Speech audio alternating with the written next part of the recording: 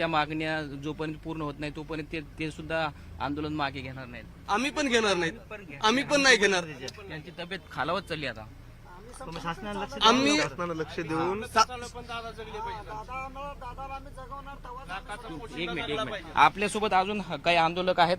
दादा तुम्ही काय म्हणाल, काय सांगणार? आम्ही इथून दादांचा प्रयत्न केल्याशिवाय दादा ज्यावेळेस आमच्याशी चांगलं बोलतील त्यावेळेस आम्ही ही जागा सोडणार. दादांना जर कमी जास्त झालं तर आम्ही सुद्धा ती सूर्य पाहणार नाही.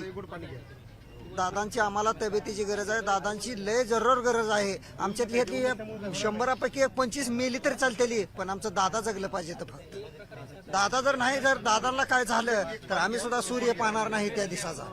तुम्ही दादांना पाणी प्या असा आग्रह करणार का मग? हो, आम्ही आग्रह करणार. दादांना पाणी पिया म्हणून आम्ही आग्रह करणार. दादांनी जर पाणी पिलं तरच आम्ही पाणी घेणार ना. आणि शासनाला आता काय करायचं, 2024-26 जानेवारीचा जो अध्यादेश आहे तो पारित केला की आम्ही आरक्षणात जाऊ.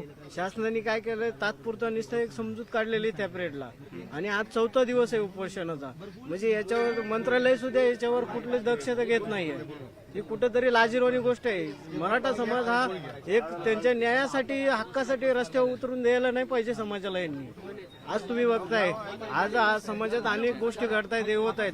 तुम्ही म्हणजे जिथं अन्यायाच्या विरुद्ध त्यांना न्यायाची बाजू मांडता आणि जो समाज स्वतःच्या न्यायासाठी लढतोय त्याला आज तुम्ही 40 वर्ष झाले रखडवलंय. म्हणजे ही कुठली, आपण जर बघितलं तर या ठिकाणी एका आंदोलकाची जी आहे ती तब्येत अत्यंत खालावत गेलेली आहे आणि त्यांना पाण्याची गोळी घेण्यासाठी जे आहे ते त्यांना आता विनंती करण्यात आलेली आहे आणि त्यांनी जी आहे ती आता गोळी घेतलेली आहे.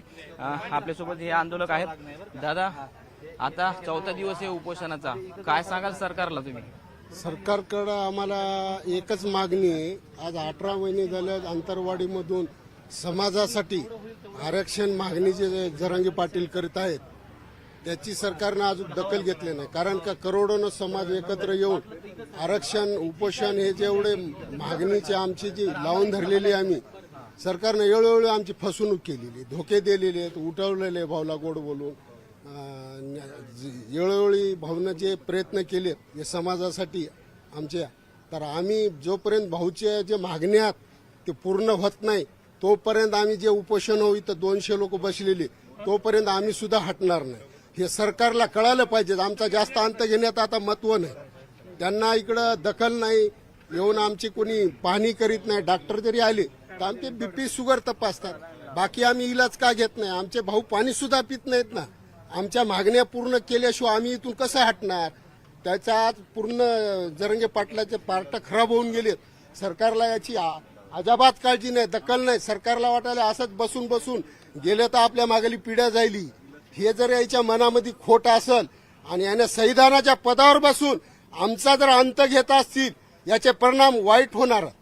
कारण का आम्ही संयम पाळलेला आहे, आमचा संयम सुटला, आम्ही घरी कपन बांधून इथं आलेलो आहोत. या सरकारनं ताबडतोब येऊन आमच्या जे मागण्या त्याचा आम्हाला पाटलानं केलेला आहे. आमच्या मागण्या पूर्ण झाल्या तरच आमचे भाऊ उठतील. हे आम्हाला दुःख वाटायला की भाऊ आमचे उठाव, पाणी पिवा. आमचा नाईला झाला ते आमचं कोणाचंच ऐकत नाही. आमच्यासाठी करीत असल्यावर आमचं सुद्धा कर्तव्य म्हणून आम्ही 200 लोक इथं उपाशी हो.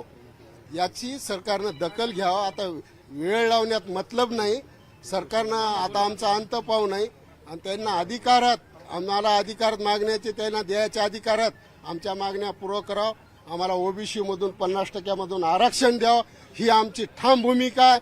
आमचं जर प्रश्न सुटत नसतील तर या सरकारला मग पाहून घ्यावं लागेल. मग आम्हाला आपण जर बघितलं तर अतिशय आक्रमक जी आहे ती भूमिका आंदोलकांची आहेत. बाबा, कुठून आलात तुम्ही आणि काय पिंपळनेर सर्कल मधून काय वाटते तुम्हाला आता या आंदोलनाचं काय होईल? आज 4था दिवस झालाय. आज 200 लोक आंदोलनाला बसलेले आहेत. आज हालहाल चाललेत. अजितदादाने आणि शिंदे साहेब आणि फडणवीसने ह्याच्यावर बिलकुल देखील नाही घेतली. हे परिणाम त्यांना लय भोगावं लागणार आहेत. अरे काय चाललंय, काय नाही जनतेमध्ये, काय तुम्हाला सरकार निवडून कशा करता दिलेले, तुम्ही आशुषेनं काय घेतलेले आहेत की आम्ही निवडून आलो तर शेतकऱ्याचं कर्ज 3 लाख माफ करू मानलेला आहे. लाडक्या बहिणीला महिना चालू करू मानलेला आहे. आरक्षण मधून तुम्ही हे OBC मधून आरक्षण सुद्धा तुमचं सरकार झाल्यावर देऊ मानलेला आहे. लोकांची फसवणूक तुम्ही करू करतात. ही फसवणूक करू नका.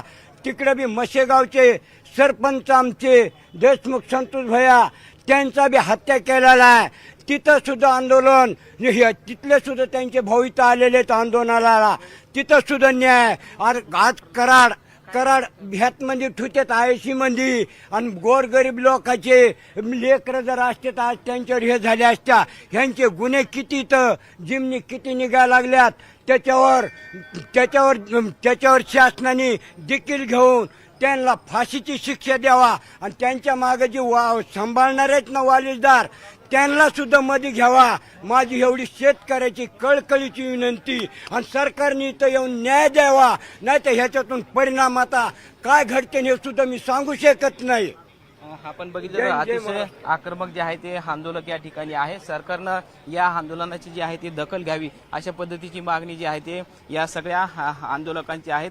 डॉक्टरांचं पथक या ठिकाणी आहेत. मॅडम, आपण जर बघितलं तर तपासणी, ताई मला सांगा, तुम्ही उपोषणामध्ये सहभागी झालात, त्यांची मागणी आहे मराठा समाजाला आरक्षण द्यावं कुणबी प्रवर्गातून. मनोज भाऊंनी जी मागणी पहिल्यापासून केली 2 वर्षामध्ये, ती मागणी तात्काळ मंजूर करावी आणि हे उपोषणाला स्थगिती द्यायला त्यांनी यावं. फडणवीस साहेबांनी यावं, आता तरी यावं. एवढे वर्ष झालं आम्ही बसतोय. आज 8वं उपोषण आहे. आज 3 दिवस झालं उठणं झालेत मनोज भाऊ. त्यांची तब्येत वरचीवर ढासळत चाललेली आहे. तरी गांभीर्यानं लक्ष देणं त्यांचं गरजेचं आहे. ताई मला सांगा, तुम्ही काय सांगाल? 4था दिवस आहे उपोषणाचा. आज 4था दिवस आहे उपोषणाचा. दादांची तब्येत खूप खालावलेली आहे. तसेच बाकीचे पण जे सामूहिक उपोषणाला बसलेत त्यांच्या पण तब्येती खालावल्या आहेत. रात्री काही जण उपोषणाला ऍडमिट करण्यासाठी अंबडला वगैरे घेऊन गेले. तर ही एवढी परिस्थिती अशी ढासळत चालली असताना शासन दरबारी कुठं शासन झोपी गेलंय का हेच आम्ही म्हणतोय. कारण त्यांनी कुठंतरी आमच्या थोडीशी दखल घ्यावी. कारण आमची मागणी रास्त आहे. असं काही नाही की उठलो तर काहीतरी मागायला सुटलो. आम्ही काही कुठं शासनाचे काही अवयव मागत नाहीत कुठले दान द्या आम्हाला म्हणून. पण आमची मागणी मराठ्यांची ओबीसीतून आरक्षण देण्याची ही रास्त आहे आणि ती मागणीचा त्यांनी लवकरात लवकर निर्णय घ्यावा. सरकार यावेळेला त्यांची मागणी पूर्ण गांभीर्यानं घेईल असं तुम्हाला वाटतंय का? आम्ही तर सकारात्मक आहोत. कारण नकारात्मक असतो तर बसलोच नसतो. आम्ही आमच्या मागण्याला ठाम आहोत आणि शासनाने त्याची नक्कीच दखल घ्यावी ह्या अपेक्षांनीच आम्ही इथं बसलेलो आहोत. आपण जर बघितलं तर अनेक जण जे आहे ते या ठिकाणी उपोषणाला बसलेले आहेत. आपण जर बघितलं तर या ठिकाणी जे आहे ते डॉक्टरांचं पथक जे आहे ते या ठिकाणी तपासणी करताना आपल्याला या ठिकाणी बघायला मिळतात. आपण जर बघितलं तर या ठिकाणी जे आंदोलक आहेत ते या ठिकाणी त्यांची तब्येत जी आहे ती खालावत चाललेली आहे आणि त्यांचं पथकाकडून जे आहे ते डॉक्टरांच्या तपासणी जी आहे ते या ठिकाणी होताना आपल्याला बघायला मिळते. दादा, काय सांगाल? काय होतंय?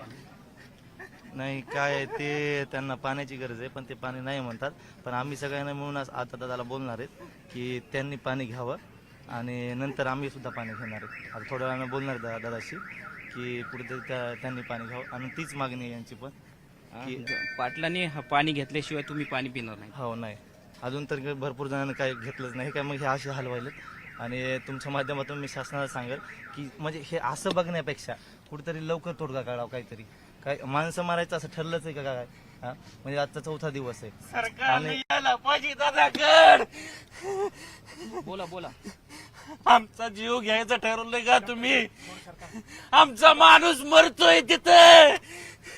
सरकार कधी येणार? आम्ही मेल्या जाणार का सरकार? हा आक्रोश आहे. हा आक्रोश आपण बघू शकता की या ठिकाणी तब्येत जी आहे ती खालावत चाललेली आहे. काय सांगाल तुम्ही? बोला. माझ्या दादाचा जीव चाललाय तिथं. तुम्ही काय करताय? दादा, तुम्ही काय सांगाल? आता काय सांगणार आहे? असे बघल्यावर काय बोलावं आम्ही? आज 4था दिवस झाला, अजून दादाला पाणी सुद्धा नाही. आज क्रिटिकल होत राहिले पेशंट आमचे.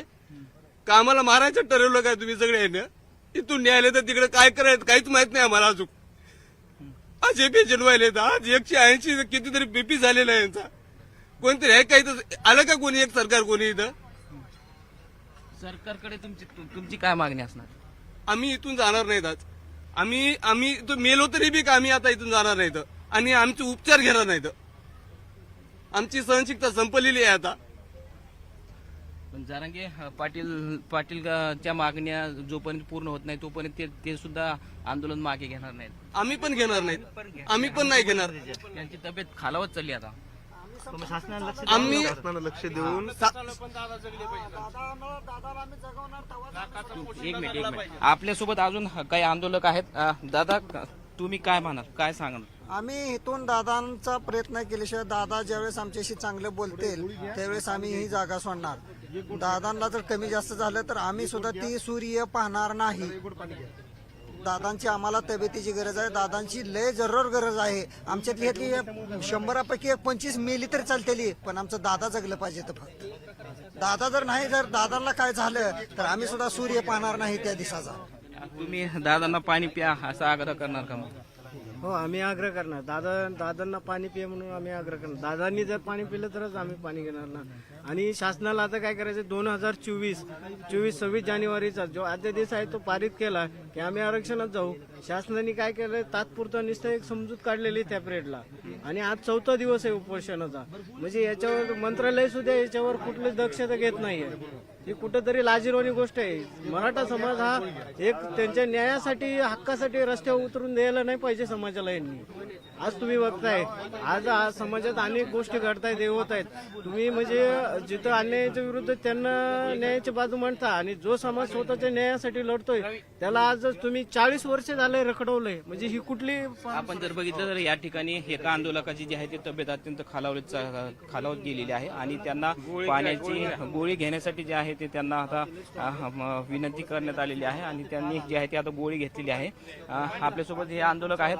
दादा, आता 4था दिवस आहे उपोषणाचा, काय सांगाल सरकारला तुम्ही? सरकारकडं आम्हाला एकच मागणी आहे.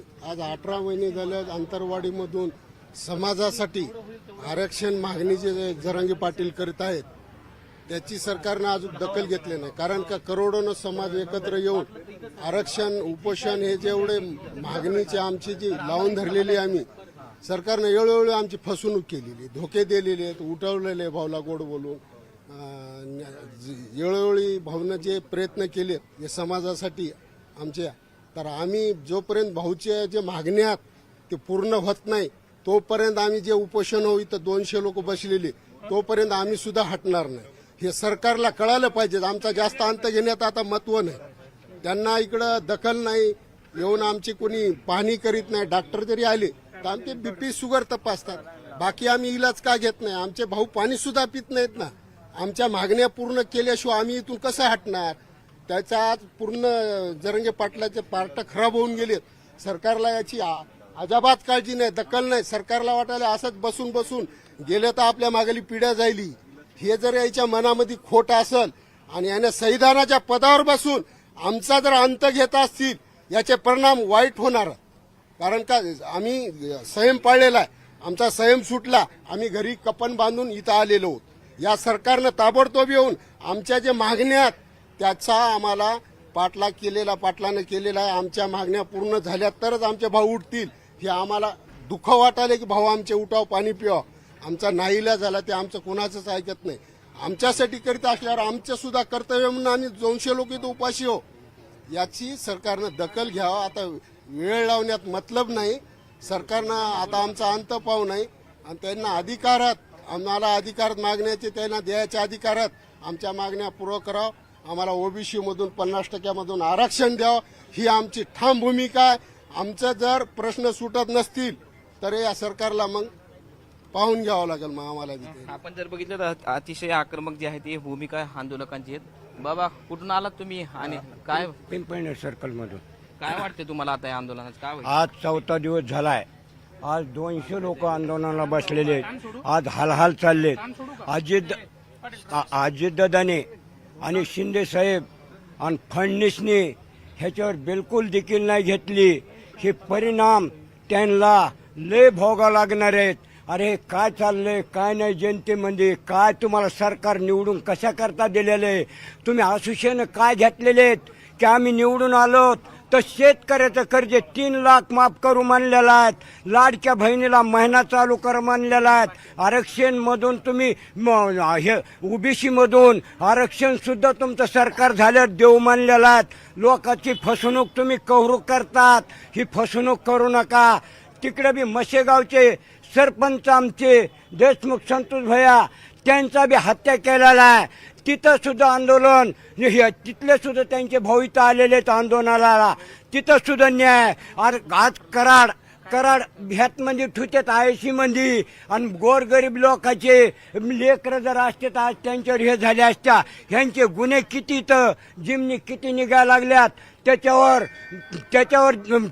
शासनाने देखील घेऊन त्यांना फाशीची शिक्षा द्यावा आणि त्यांच्या मागे जे सांभाळणार आहेत ना वालिसदार त्यांना सुद्धा मध्ये घ्यावा. माझी एवढी शेतकऱ्याची कळकळीची विनंती. आणि सरकारने इथं येऊन न्याय द्यावा. नाही तर ह्याच्यातून परिणाम आता काय घडते हे सुद्धा मी सांगू शकत नाही.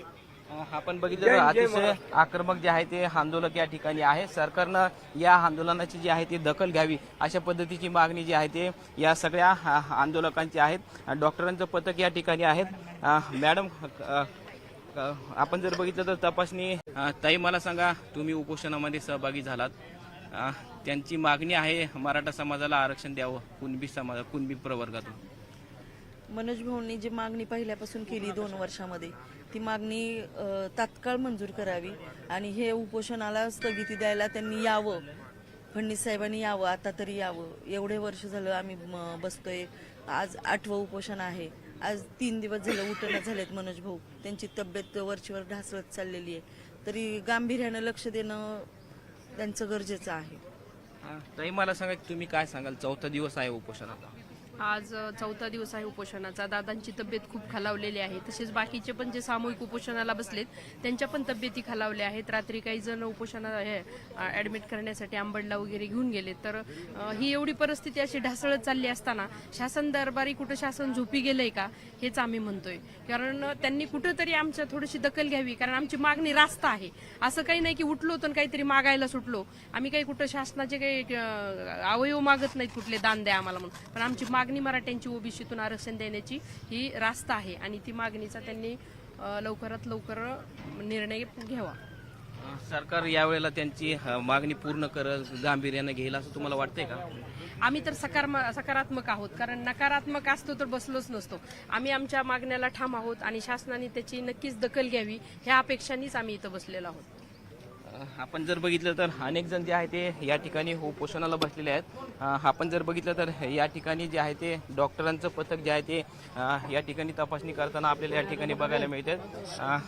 आपण जर बघितलं तर या ठिकाणी जे आंदोलक आहेत ते या ठिकाणी त्यांची तब्येत जी आहे ती खालावत चाललेली आहे आणि त्यांचं पथकाकडून जे आहे ते डॉक्टरांच्या तपासणी जी आहे ते या ठिकाणी होताना आपल्याला बघायला मिळतात.